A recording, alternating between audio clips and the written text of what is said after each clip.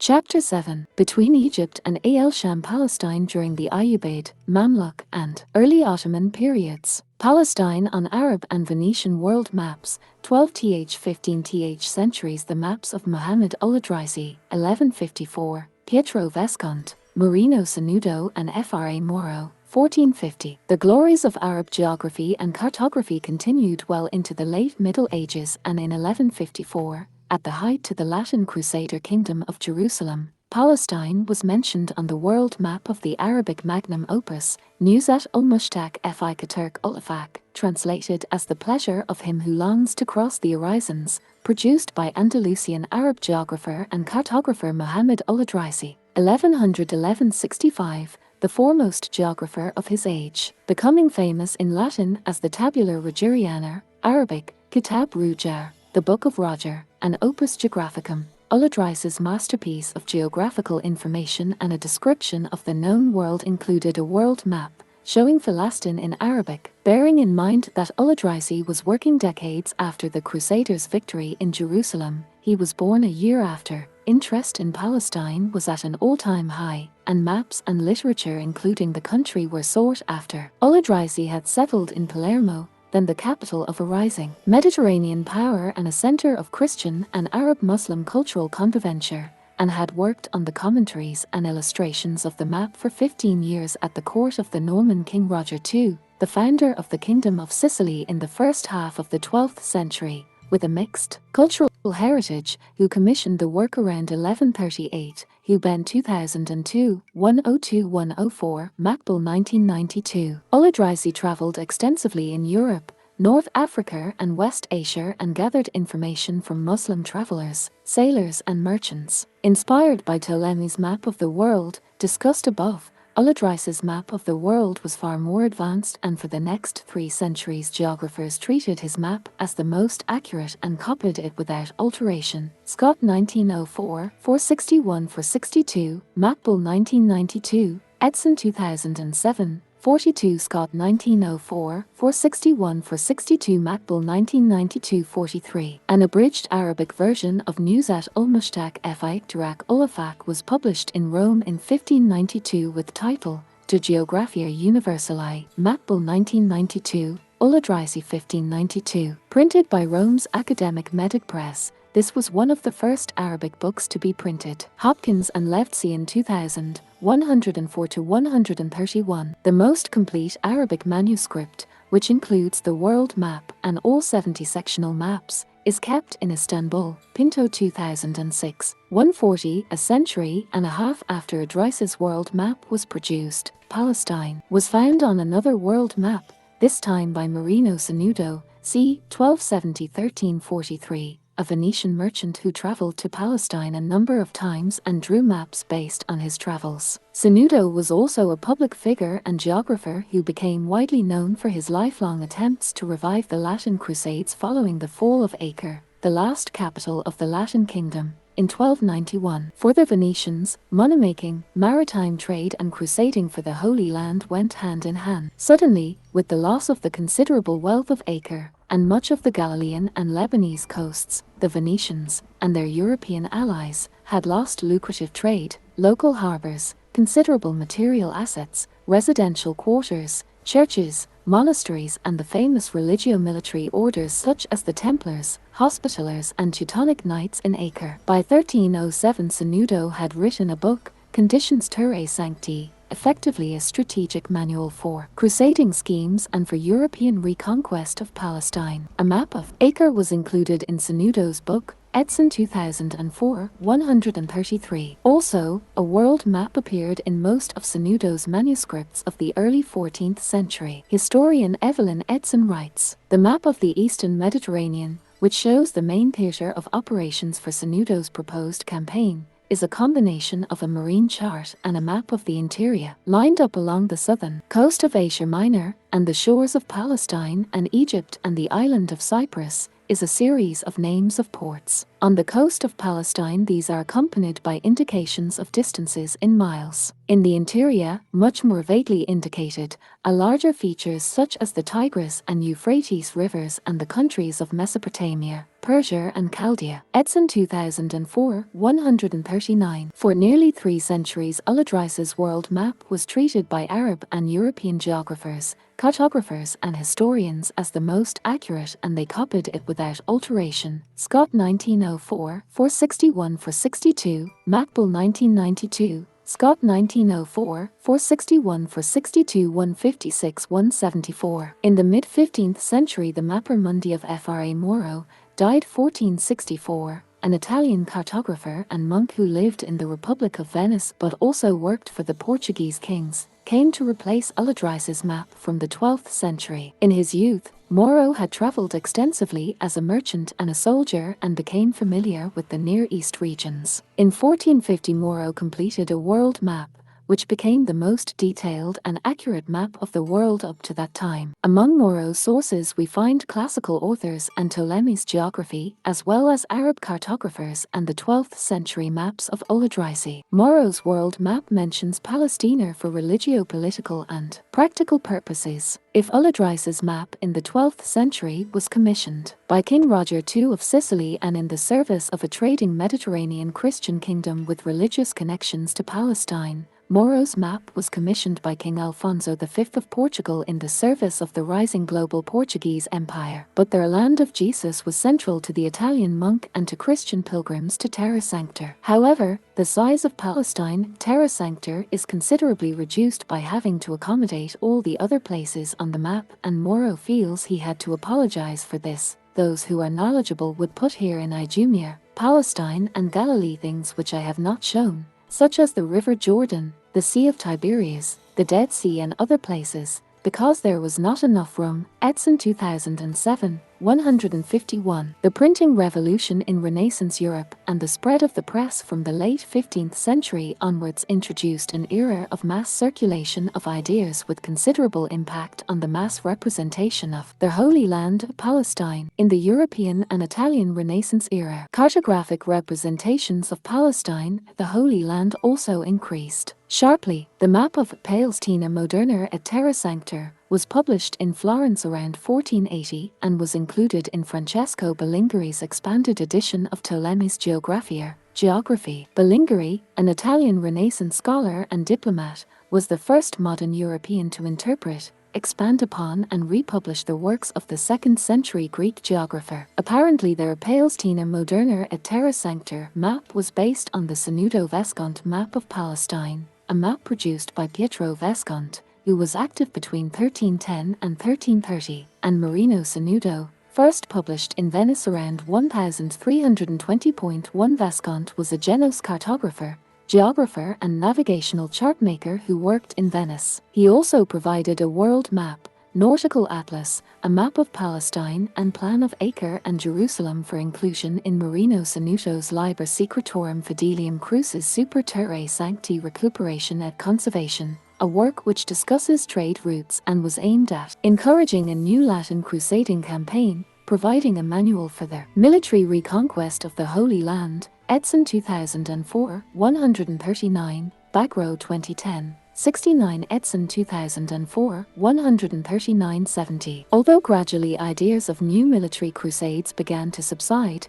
the Sanudo Vescont map and the maps of a Palestina Moderna et Terra Sancta were destined to project European power and provide modern representational images of Palestine for the Europeans until the 18th century. The European printing revolution made it possible for dozens of detailed maps of a Palestina to be published and circulated in Europe throughout the 18th century. In 1714, Palestina ex monumentus veteris illustrator by Dutch cartographer, philologist and biblical orientalist Hadrianus Rolandus illustrated the geography of Palestine with maps. In the Ottoman Empire, the printing of books and maps started only in 1729, and in 1803 the Ottomans ceded Atlas Turkumisi, a translation of a new atlas, published in Istanbul, was partly based on European geographical knowledge as well as European map-making methods of the day. Published within the framework of their new system of the Ottoman administrative and military reforms of the time, the new atlas included a map of Palestine and Barsham, hinterland of Ul-Sham, with the Arabic term Ard Falastin, land of Palestine, written in a peculiar way, shown in large Arabic script on the bottom left of the map. As we shall see below, the publication of this new Ottoman atlas preceded the publication of a Jacotin atlas, which had a map using the Arabic script for Palestine and their land of Al-Quds by 23 years. In the 19th century, European Romantic Crusader revivalism in art, religious fervor and politics and British actual penetration of Palestine were repackaged in the form of a peace crusade and biblical Orientalism. This gradual penetration of late Ottoman Palestine culminated in the pro-Zionist Balfour Declaration of November 1917 and the actual British military occupation of Palestine in 1917. Ayyubid Palestine and the re-establishment of Islamic Jerusalem in post-Crusade Palestine, the decline of Palestine's coastal cities and rise of the interior urban centers. The defeat of the Latin Crusaders in the 12th century brought about the re-establishment of Muslim rule in Palestine and once again the reorientation of the country. This lasted for 7 centuries and consisted of 3 distinct periods: the Ayyubid, 1187-1260, Mamluk, 1260-1517, and Ottoman, 1517-1917, eras. The economic and political reorientation of Palestine towards Europe under the rule of Dahir al-Umar in the 18th century, as well as during the Ottoman reforms of the second half of the 19th century, all contributed to bringing Palestine into the modern era. The geopolitical and strategic reorientation of Palestine in the post-Crusader period away from the Mediterranean coastal region and its strategic location under both the Ayyubids and Mamluks between the Ul-Sham region and Egypt had a lasting impact on its history, culture and arts as well as identity as a geopolitical polity. In medieval Muslim geography, the Ul-Sham region consisted of the territories of present-day Syria, Palestine. Israel included modern Jordan, Lebanon and South Turkey. Of the 2 present-day countries of Egypt and Syria, Palestine's close historic links with the Ul-Sham region were the most enduring historically and most rooted in modern Palestinian social memory. The important Ayyubid period in Palestine began with Salah al-Din's spectacular victory over the Frankish at the Battle of Hittin in 1187, a turning point in the history of Palestine. Salah al-Din had been the vizier of the Shiite Fatimid state in Egypt before he brought an end to Fatimid rule in the country. Shortly afterwards, the Crusader stronghold of Acre was captured by Salah al-Din, and in the same year the Ayyubid forces took Nazareth, Safaria, Haifa, Asuf, Caesarea, Sebastia, Jaffa, Ul-Ramla, Gaza, Beit Jibrin, Ascalon and Jerusalem. Most of the Latin kingdom of Jerusalem fell to the Ayyubids in or shortly after 1187. However, the Crusaders continued to pose a major threat by regaining control of parts of Palestine's coastline in the 1190s, and the Frankish enclave in the coastal city of Acre lasted until 1291. Within less than a century during their relatively short tenure, the Ayyubids ushered in a dynamic period of great cultural flowering of learning, of schools and colleges, and highly original, multifaceted and marked technological developments in the country and throughout the region. Rose in Ireland 1998, 512, 520, developments in science, engineering and medicine, education and architecture pioneered in the Arab and Muslim world, from the Andalus to Egypt and from Palestine and Central Asia, were later either copied by the Latin Crusaders and translated in Europe or inspired further developments during the later Renaissance. The most crucial development was the removal of the European colonial and Frankish domination of Jerusalem and the restoration of Muslim rule in the Holy City. The Muslims and Jews of the city had been slaughtered or driven out by the Latin Crusaders, and the Muslim holy places on the Haram al-Sharif had been desecrated or converted into Christian temples and offices. The contrast between the behavior of the Ayyubid and Frankish rulers can hardly be overstated. The re-establishment of Islamic Jerusalem allowed Jews and Muslims to return to the city and permitted Christian access to and worship at their holy places. Also, crucially, under the Ayyubids, Al-Quds permanently replaced Ul-Ramla as the political, administrative and cultural capital of Palestine, as well as the religious capital of the whole Ayyubid state. Earlier in this work I suggested the theory of a secular administrative versus religious capital, double capitals, evolving in Palestine under the Romans, Byzantines and Muslim Arabs. This was illustrated in the cases of Caesarea Palestina versus Aelia Capitolina under the Romans and Byzantines and Ul-Ramla versus Iliol Quds during the first 3 centuries of Islam in Palestine. This separation between administrative and religious capitals of Palestine was discontinued under the Ayyubids, and the Mamluks, Ottomans and British followed the Ayyubid tradition. The status of Jerusalem as the foremost and capital city of Palestine was to last for the next 7 centuries. The Ayyubids, furthermore, ushered in a new era of intellectual activity and economic prosperity in Palestine and in all the countries they ruled. Islamic madrasas, schools, had existed in Jerusalem since the early Islamic period, Gül, M. 1997. However, the earliest madrasas in Jerusalem after the Frankish period were built by the Ayyubids, Gayler and Bloedhoorn 2013. 216. The madrasas and patronage provided by the Ayyubids led to resurgence in educational, commercial, architectural and artistic activity not only in Jerusalem but in other urban centers of Palestine, Hillenbrand and Old 2009. A substantial number of ribots, hospices for Muslim pilgrims, were built during the Ayyubid and Mamluk periods, Gayler and Bloedhoorn 2013. 213. The Crusader period had affected mainly the urban centers of Palestine. It was merely an episode in the life of much of the rural hinterland which quickly returned to normal conditions with the end of Christian domination and the advent of the Ayyubids. Rosen, Ireland 1998. 514. The period was also marked by an Ayyubid process of reinforcing Sunni Muslim domination under their rule by setting up numerous madrasas, Sufi lodges, zawiyas, ribots, public baths, markets and caravanserais, khans in the main cities, especially in Jerusalem. Over time,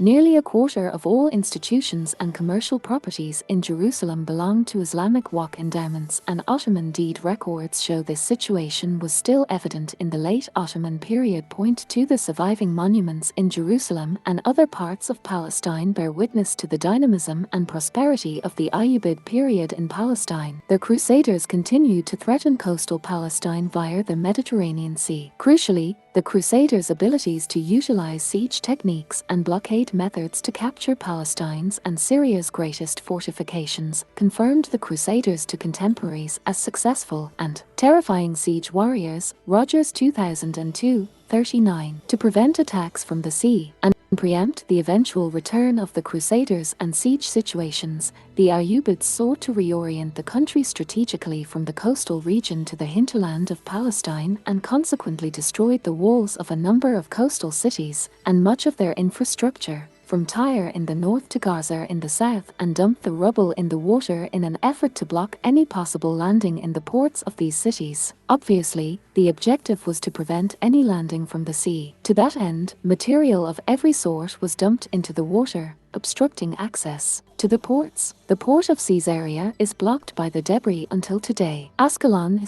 was the first city to suffer this fate, the order for its destruction being given by Salah al-Din himself. The remains of its walls are scarred not far from where they originally stood. These walls, which according to all existing evidence were constructed by the Fatimids, had continued to serve the Crusaders but fell victim to the Ayyubid policy of destruction. Muhir al-Din 1973, 422, Rosen, Ireland 1998. 515. However, it is not entirely true to suggest that Palestine's coastal cities were completely destroyed by the Ayyubids. In fact, the evidence contradicts this claim about the existence of a wholesale policy of destruction. Writing in the early 13th century during Ayyubid rule, the Arab biographer and geographer Yaqut ul-Hamawi, 1179–1229, a highly educated former slave who traded widely and traveled extensively in Palestine, Egypt, Syria, Persia and Central Asia, and became renowned for his encyclopedic writings on the Muslim world, published in Kitab Mujam ul-Buldan, ul-Hamawi 1861, describes the province of Palestine and lists the coastal cities of Ascalon, Gaza, Asuf and Caesarea among the premier cities of Palestine. whose capital Jerusalem had replaced Ul-Ramla. Yaqut writes, Palestine is the last of the provinces of the Ul-Sham towards Egypt. Its capital is Jerusalem. Of the principal towns are Ascalon, Ar-Ramla, Gaza, Asuf, Caesarea, Caesarea Maritima, Nablus, Arahir, Jericho, Amman, Jaffa, and Beit Jibrin. Lestrange 2014-29. Also, crucially, much of the pre-Crusader Arab geographical terminology of the province of Palestine continued to be used by Arab geographers during and after the Crusader period. For instance, the term the province of Palestine was repeatedly used by Arab geographer Yaqut ul-Hamari, 1179-1229, who situates the town of Sebastia, in the district of Nablus, in the province of Palestine, whose capital is Jerusalem. Lestrange 1890. 523, also see 441. However, the Crusader Wars and overall insecurities of coastal Palestine brought about the slow decline of the coastal cities and the rise of Palestine's urban hinterland. This period was also marked by the slow decline of the city of Ul-Ramla, which had been the political and administrative capital of the province of Palestine for over 3.5 centuries. The population of Ul-Ramla decreased and the capital city of Junt Palestine was devastated during the Fatimid period by two major earthquakes in the 11th century, Muhir Old in 1866, 416, Lev 2006, 592, but the coastal cities of Palestine experienced a more dramatic decline. In fact, coastal cities such as Acre and Jaffa began to recover and experience a socio-economic revival only in the middle of the 18th century. By contrast, the inland city of Al-Quds at Jerusalem became once again the most developed metropolitan city of Palestine under the Mamluks throughout the 13th-15th centuries. In the 18th century, regional and global trade in cotton, wheat and textiles made Acre and Nablus the biggest and most prosperous cities in Palestine and among the largest cities in the Ul-Sham region. Dumani 1995. Philip 2001. The leading role of Al-Quds under the Mamluks, the capital of Mamluk Palestine, and their city without walls, 1260-1517. Based in Egypt, the Mamluk sultans maintained and accelerated many of the innovations ushered in by the Ayyubids in Palestine. In fact, the Mamluks were one of the most important Muslim dynasties in the history of medieval Palestine. They gained fame and legitimacy and produced lasting impact in stopping the terrifying Mongol advance into the Near East at the Battle of Ain Jalut in Palestine in 1260, which was the first time that the Mongol army had suffered a major defeat, and for eradicating the Latin Crusader presence in Palestine and elsewhere along the Palestinian, Lebanese and Syrian coasts. The Mamluks' spectacular military successes in Palestine came only 2 years after the Mongol capture and sacking of Baghdad, the capital of the Abbasid Caliphate. Although military dynasties are never revolutionary, under the long-lasting Mamluk rulers, Al-Quds was expanded significantly and remained central to the province of Palestine, which was mentioned by North African historian Ibn Khaldun, who, in his 1377 Muqaddimah, reported Palestine province taxes as 310,000 gold dinars plus 300,000 rattles of olive oil, cited in Lestrange 1890, 2010. 45. Rosen Island describes the pivotal position of Jerusalem in Mamluk Palestine. There can be no doubt as to the predominant role of Jerusalem during the Mamluk period. For nearly 3 centuries, life developed harmoniously in the city, which became an urban center of varied activity. Jerusalem became a city of exile to which were banished undesirable Mamluk commanders. Thus, the city profited from much of their personal involvement in its affairs. It was transformed into an organized medieval city, provided with all the necessary installations, services, and public buildings. Even today, the old city, Jerusalem within the walls, reflects the stamp it acquired during the period of Mamluk domination. Most of the urban fabric of Jerusalem within the walls dates back to the Middle Ages, whose numerous surviving monuments bear witness to the glory of this medieval city. Apparently, Jerusalem was not enclosed with walls, or, at most, only sectors of the previous walls and gates, destroyed by the Ayyubids, remained, providing a convenient frame around the peaceful city. Rosen Island 1998, 518. The Palestinized, mostly exiled, demonstratively devout Mamluk and highly enterprising elite in Al-Quds with echoes of Origen, and the Greek-speaking elite in Caesarea-Palestina a millennium earlier became a driving force in the spectacular rise and phenomenal urban expansion of Jerusalem in the 13th and 14th centuries. After the Umayyads, the Mamluks had the most lasting impact on Al-Quds Jerusalem, which had, for nearly 300 years, so prospered under Mamluk rule. The latter brought welcome stability to the region, so that the city grew and became a city without walls, with the exception of the walls surrounding the Haram al-Sharif, noble sanctuary, something extraordinary and totally unique for a medieval capital city of the size, importance and centrality of Jerusalem. After the first major defeat of the Latin Crusaders in 1187, the walls of Al-Quds had been largely demolished by the Ayyubids as a drastic defensive measure designed to prevent another destructive siege of the city by the Crusaders. However, this medieval city without walls grew confidently and spectacularly under the Mamluks in the 13th and 14th centuries. Although the annual pilgrimage, Hajj, to Mecca was always a mandatory religious duty for Muslims, the city of Al-Quds had long been a focus of intense Islamic devotion and the center of Islamic pilgrimage, long before the Crusaders, and in the 10th century Al-Maqdisi, the Jerusalem-born Palestinian historian, refers to the city as Virtus Ilir, Ilir al-Fadilir, Al-Maqdisi 2002, 135. Subsequently, the Farder Linoy Al-Quds, merits or virtues of Jerusalem, literature also played an important role in the Muslim efforts to defeat the Crusaders and recapture Jerusalem from them. The Islamic Farder Linoy Al-Quds literature and the struggle with the Latin Crusaders heightened the intensity of Islamic devotion and increased the number of Muslim pilgrims to Jerusalem. Also, for medieval Muslims, clean running water and hygiene, bathhouses and fountains had always been among the most important elements in the prosperity of the sacred city. The Arab bathhouses as something the Frankish knights picked up and took back to Europe. Under the Mamluks, Al-Quds underwent an intensive process of construction and became the focus of urban life and learning in Palestine, with numerous madrasas, architectural splendor, bathhouses,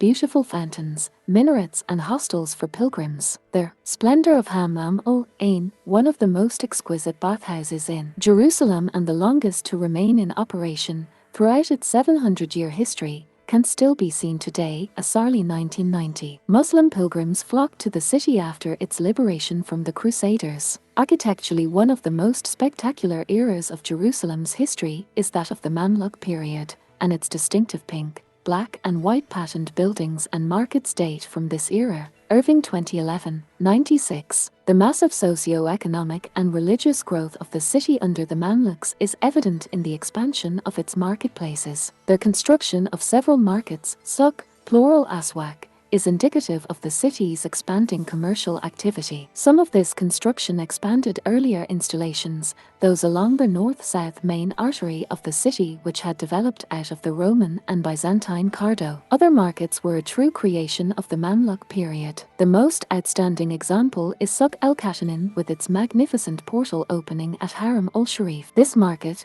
dating from the first half of the 14th century, is so well preserved that it presents the most typical, classical formula in architectural terms of the Near Eastern covered souk. In fact, most covered marketplaces initiated this style for several centuries, as was the case with the 19th century white market of Acre, that followed this same plan exactly. Rosen Island 1998, 518. During this long Mamluk period, leading Palestinian Muslim scholars, ulama, moved freely between Palestine, Egypt and Al-Sham not only to study but also for senior jobs. For instance, Ibn Hajar al-Asqalani, 1372–1449, was a leading medieval Shafi'i Sunni scholar. Born in Cairo in 1372 as Shahab al-Din Ahmed ibn Ali, he was the son of the Shafi'i scholar and poet Nur al-Din Ali, but he became famous as Ibn Hajar al-Asqalani because his family had originated in the city of Asqalan in Palestine. Ibn Hajar studied Islamic jurisprudence in Damascus and Jerusalem, and he went on to be appointed to the position of Egyptian chief judge, Qadi. Ibn Hajar authored numerous works on fiqh, Islamic jurisprudence, interpretation, history and poetry, and Shafi'i jurisprudence,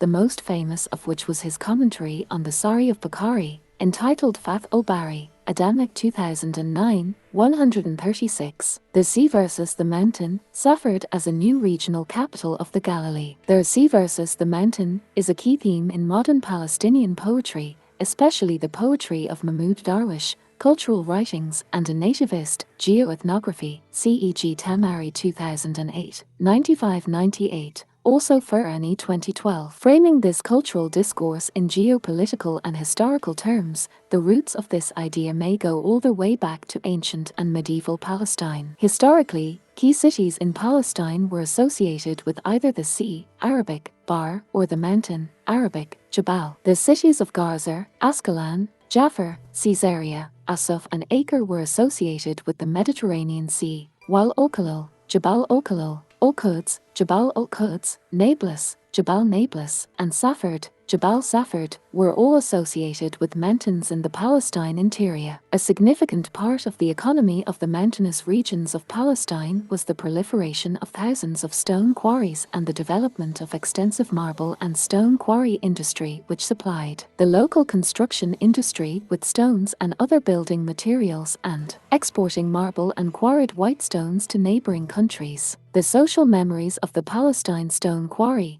was immortalized in Mahmoud Darwish's 1964 poem, Identity Card. Record: I am an Arab employed with fellow workers at a quarry. I have 8 children. I get them bread, garments, and books from the rocks. The marble-producing quarries of Palestine and the whitestone quarries of the Arab province of Junt Falastin under Islam, Gul M. 1997, 230, gave the urban centers of the country, Nablus, Al-Quds, Jerusalem, Al-Ramla, Al-Khalil, their distinctive look as cities of stone. This stone quarry industry also left a monumental legacy which can be seen in the Dome of the Rock, the 16th century Ottoman walls of Jerusalem, the 18th century walls of Acre, and the city of Petra, Rock, the old capital of the Nabatean Arabs and the province of Palestina Salutaris under the Byzantines. Furthermore, the construction of monumental mosques, minarets, and churches and the economy of Holy Land pilgrimage went hand in hand with the economy of stone quarrying and stone masonry. Historically, the tradition of holy mountains developed greatly during the Greek,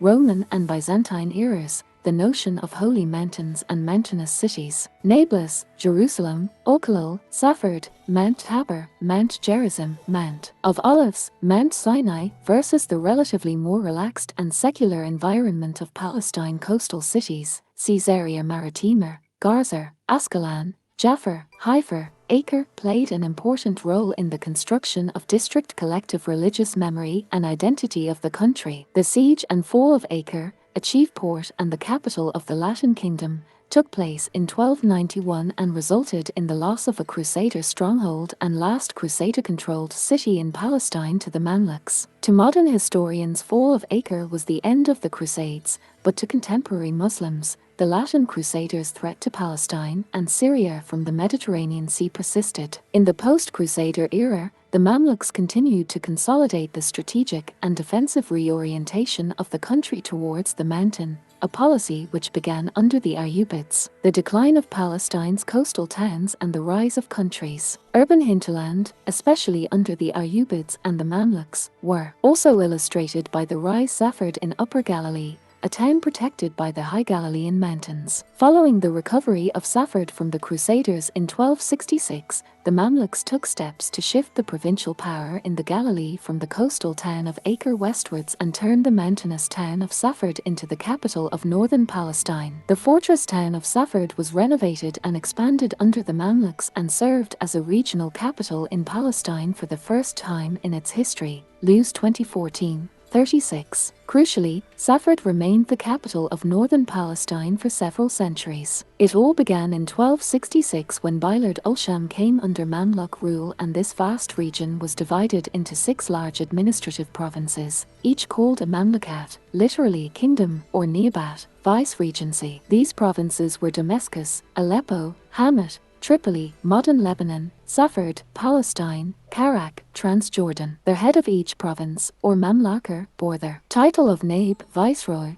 or Little Sultan, encompassing much of northern Palestine and consisting of 10 districts. The Mamlukat Safed, Kingdom of Safed Tarawih 1982, included not only modern-day Galilee, but also Marj ibn Amer, including the towns of Al-Lajun and Jenin, both of which were at the time considered part of Lower Galilee, and other territories which today constitute the southern parts of modern-day Lebanon. When the Ottomans occupied Palestine in the early 16th century, they retained many of the administrative characteristics of the previous Mamluk rule, as many of the social, economic, religious and legal institutions of the country. However, the Ottomans changed the name of the administrative province of Safard from Mamlakat Safard to Sanjak, or Pashalik of Safard, Arabic, Luar Safard. Although the Galilee remained a frontier province throughout much of the Mamluk and Ottoman periods, after 1266 the new administrative status of Safard brought about urban expansion in the city and the establishment of new buildings, baths, mosques, markets and caravanserais. Droy 2004. The new building program in the city included the Red Mosque,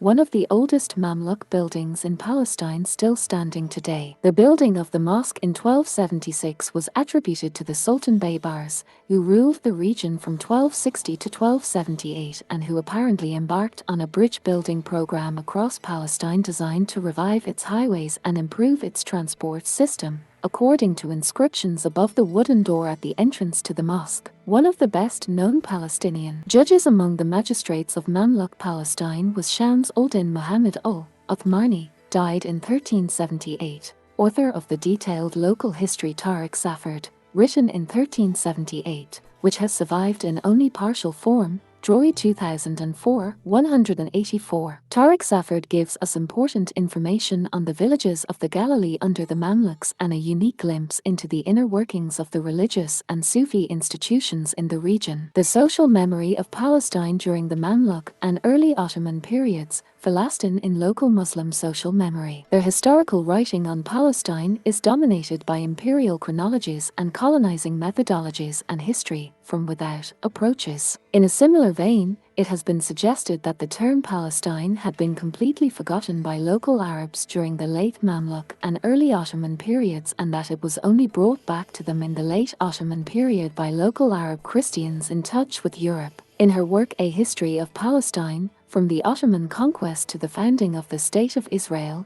Gudrun Kramer, a German scholar of Islamic history, astutely observes, and yet, the widespread view that the term Palestine was only revived at the time of the European Renaissance with its conscious reference to Greek and Roman antiquity, that it was never used by Jews, that it had been entirely forgotten by local Arabs, and that it was brought back to them by Arab Christians in touch with Europe, can no longer be upheld. Kramer 2011, 16. In fact, the memory of historic Palestine was kept alive throughout the Mamluk and Ottoman periods by Palestinian Muslim writers and jurists as well as by Arab and Muslim travelers through Palestine. In the 14th century under the Mamluks, the name Palestine was cited by Arab and Muslim travelers, often also in connection with the city of Al-Ramla, the former capital of the province of Junt Palestine for several centuries under Islam. Ibn Battuta, the famous Muslim traveler and scholar from North Africa, traveled through most of the Muslim world and visited Palestine in the summer of 1326. He later wrote his account as the Rihla, Journey, or Travels. I journeyed thereafter from Jerusalem Al-Quds to the fortress of Ascalon,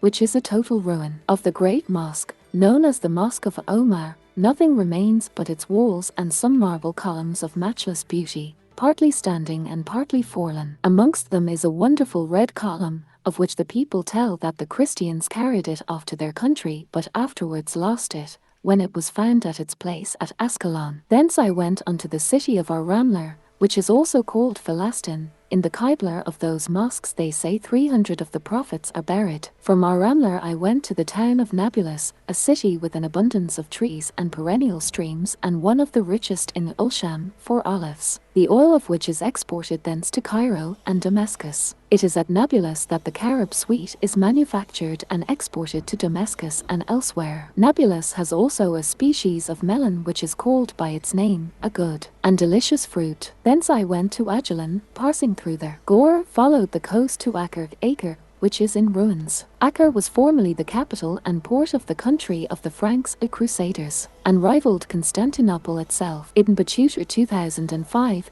57-58. But the social memory and political geography of Palestine were kept alive perhaps more vividly by indigenous Muslim Palestinian writers living in the country than by Arab writers traveling through Palestine during the Mamluk period. Writing during the late Mamluk period, Muhir al-Din al-Ulaymi, 1522-1456, a Palestinian Muslim Qadi, historian and Jerusalemite, in his comprehensive work The Glorious History of Al-Quds and Al-Khalil, Ulan's Al-Jalil by Tariq Al-Quds wal-Khalil, circa 1495, extensively refers to his native country as Palestine, a term he repeats 22 times. Although he also uses the term Holy Land, Al-Ard al-Muqaddasar, no other geographical names, such Al-Sham, are mentioned. Muhir al-Din divides the Al-Sham region into 5 distinct provinces, 2 of which are connected with historic and modern Palestine. The first Sham is Palestine with the city of Al-Ramla at its center. The second Sham is Horan with the city of Tiberias at its center. The third Sham is the Gouter with the city of Damascus at its center. The fourth Sham is Hims with the city of Hims at its center. The fifth Sham is Chinisrin with the city of Aleppo at its center. Muhir al-Din constructs a concept of Al-Sham which places his own country,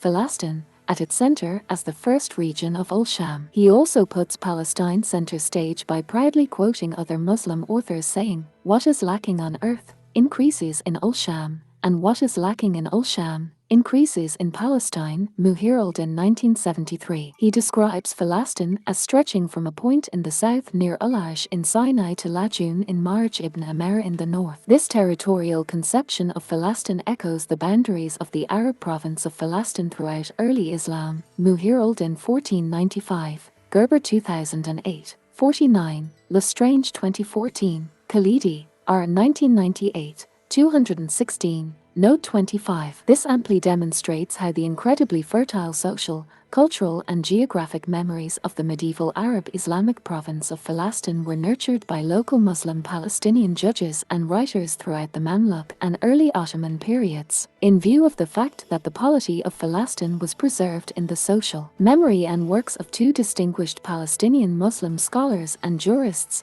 Muhir al-Din al-Ulaymi, circa 1495, see below, and Khair al-Din al-Ramli in the 17th century, it is hardly surprising that the archives of the Islamic Sharia court of Jerusalem in the 18th century also show that the terms Palestine, Ord Palestine, land of Palestine, and Al-Palestine, the people of Palestine, with specific reference to the cities of Al-Ramla, Lidr, Jafar, Al-Quds, Al-Khalil, Hebron, and Gaza, and within the wider geographical region Al-Sham remained very much alive in local and regional Palestinian Muslim social memory throughout the Mamluk and Ottoman periods. The mosaics of historic Palestine, continuities and transformation, the Palestinian glasswork industry of Al-Khalil and the school of mosaics of Al-Quds. The Arabic term for mosaics is fusé-fizar. The Arab term is a transliteration of the Byzantine Greek term, and mosaic art spectacularly flourished during the Byzantine Empire. Byzantine-style mosaics decorated the churches, synagogues and temples of Provincia Palestina, Primer, Secundar and Tertiar, which, from the 4th century onwards, were exquisitely embellished with wall, ceiling and flower mosaics. Both the Nea Church in Elia capital Ener, Jerusalem, erected by Justinian I 527–565, 3 and the Church of the Nativity in Bethlehem, built as a great Constantinian basilica, were decorated with mosaics. The original mosaic floor of the Church of the Nativity, with its typical Roman geometric motifs, is partially preserved today. As we have already shown, the very name of the country Palestina, in Greek, was found on the famous Madabar mosaic map, dated 565–65 AD, in a town which at the time was part of the Byzantine province of Palestina Prima. Similar Arab Byzantine-style mosaics were found at the Umayyad Hisham's palace, Quayr Hisham, at Khurbat al-Mafjar, an important early Islamic archaeological site located 5 kilometers north of the town of Jericho. Many of the finds from the excavations at the site are now held in the Rockefeller Museum, formerly Palestine Archaeological Museum, in occupied East Jerusalem. Jerusalem. The Palestine mosaic, wall, ceiling and floor industry also flourished and grew further under the impact of the Ayyubid and Mamluk building programs in Jerusalem. The reorientation and recentering of Palestine in the post-Crusader era by the Ayyubids and Mamluks towards the interior of the country, and the rise again of the cities of the mountain, Al-Khalil, Al-Quds, Nablus, Safed, as a consequence are reflected in work of Muhir al-Din al-Ulaymi, The Glorious History of Al-Quds and Al-Khalil. Muhir al-Din not only repeatedly refers to the term Palestine but also points to the evolution of regional social and cultural identities in Palestine, and in particular Palestinian regional arts and identity linked to the cities of Al-Khalil and the area of Jabal al-Khalil, and Al-Quds, the area of Jabal al-Quds. These close social, economic, cultural and artistic links between the two cities, which were formed and flourished during the Ayyubid, Mamluk and Ottoman periods, have endured for centuries and survived into the modern period, and they point to the way internal Palestinian factors contributed to the formation of strong regional identities within Palestine, identities which, like the works of Palestinian Muslim writers and Qardis, Muhir al-Din in the 15th century and Khair al-Din al-Ramli and al-Tumatashi in the 17th century, contributed greatly to the concept of Palestine by keeping the history and memories of Palestine alive. During the Ayyubid and Mamluk periods, Palestine came under social, cultural and architectural influences from Cairo and Damascus, but also the key Palestinian cities such as Nablus, Al-Quds and Al-Khalil exported much of their locally manufactured goods to Damascus and Cairo. See, for instance, Ibn Battuta 2005, 57. Unfortunately, however, the internal Palestinian agency and the productive and creative capacities of Palestine are often ignored or glossed over by historians who are frequently preoccupied with imperial chronologies and prefer to comment on the external influences behind the Islamic art and architecture of Ayyubid and Mamluk Jerusalem, failing to see Palestinian history from within or the autonomous agency of the Palestinians. For instance, historians often point to the aesthetics of the Tankizir Madrasa in Jerusalem, whose style resembles the Tankizir Madrasa in Damascus. C.E.G. Rose in Ireland 2006, 119, 155, but failed to see independent Palestinian schools of arts emerging within Palestine. Indeed, distinct Palestinian craft traditions and schools of arts developed during the Mamluk period, and these are found in the glass industry of Al-Khalil and the Palestinian School of Mosaics. These traditions have survived into the modern period. In the 13th century, during the Mamluk period, Al-Khalil developed a flourishing and highly respected glass industry,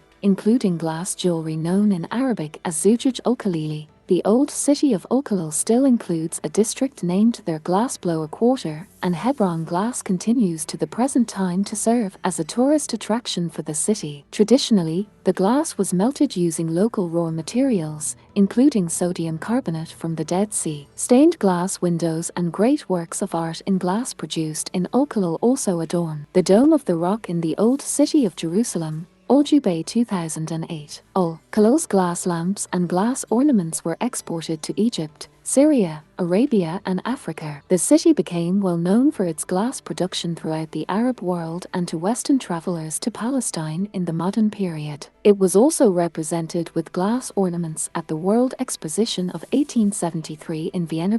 For as in the glasswork industry of Al-Khalil, other continuities of historic Palestine can be illustrated by the mosaic art, which has a long history in Palestine and the Middle East, starting with palaces and temple buildings in Mesopotamia in the 3rd millennium BC. The ancient mosaic art of the Middle East consisted of patterns and images made from the assembly of small pieces of colored glass, stone, pebble mosaics, or other materials, used in decorative arts or as interior decoration. Mosaics with patterns and pictures became widespread in classical times. Islamic Palestine and Al-Sham as a whole inherited the material heritage and Byzantine mosaic art of late antiquity, and this material and cultural heritage was deployed widely in the construction of monumental religious buildings and palaces in Umayyad Palestine and Al-Sham. These buildings included the first great Islamic religious buildings in Jerusalem, the Dome of the Rock, completed in 691 AD, and the Umayyad Mosque in Damascus,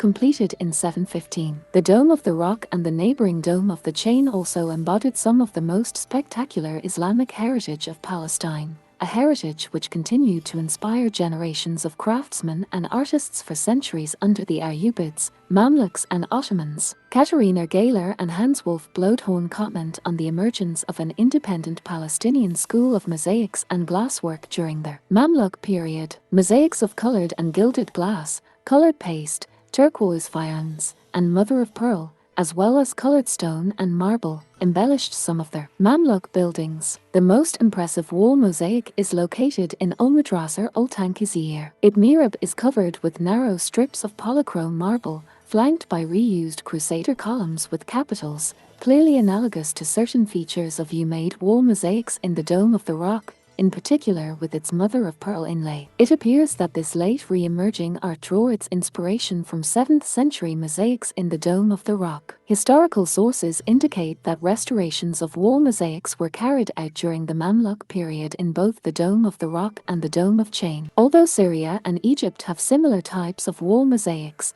Jerusalem appears to have been the home of a genuine Palestinian school that lasted for centuries. Gayler and Bloedhoorn 2013. 230. The quality of Palestinian glasswork, mosaics and crafts was tightly regulated, and this legacy of the Mamluk system of regulation has survived in modern Palestinian vernacular terms such as Hizb and in Palestinian family names such as the Mutasib, a leading Muslim family in the city of Al-Khalil, Hebron. The quality of Palestinian glasswork, mosaics and crafts was tightly regulated, and this legacy of the Mamluk system of economic regulation has survived in modern Palestinian vernacular terms such as Hizb and in Palestinian family names such as the Mutasib, a leading Muslim family in the city of Al-Khalil, Hebron. The Mutasib system in Islamic Palestine was part of the pre-capitalist moral economy, to borrow an expression by English historian E. P. Thompson, influenced by Sharia principles of social justice and the public good and widely promoted in the Near East. The Mutasib was an important official appointed by the Mamluk Sultan whose duties included the regulation of prices and supervision and inspection of bazaars and trade in Palestine, Egypt and Al-Sham. These varied duties also included ensuring that public business was conducted in accordance with the ethical requirements of the Sharia, Islamic law. Recurrent epidemics were a regular phenomenon in the urban centers of the Middle Ages, and hygienic conditions and the continuous supply of clean water for public baths and public drinking fountains in the cities were major achievements of Islamic civil engineering in Palestine throughout the Muslim world. Relying on written official manuals, the Mutasib supervised the regulation of hygienic conditions in the bazaars, weights and measures, money, prices of produce and manufactured goods, safety of public places and food sold publicly. They also ensured that craftsmen and builders adhered to the specifications set for their craft and construction standards.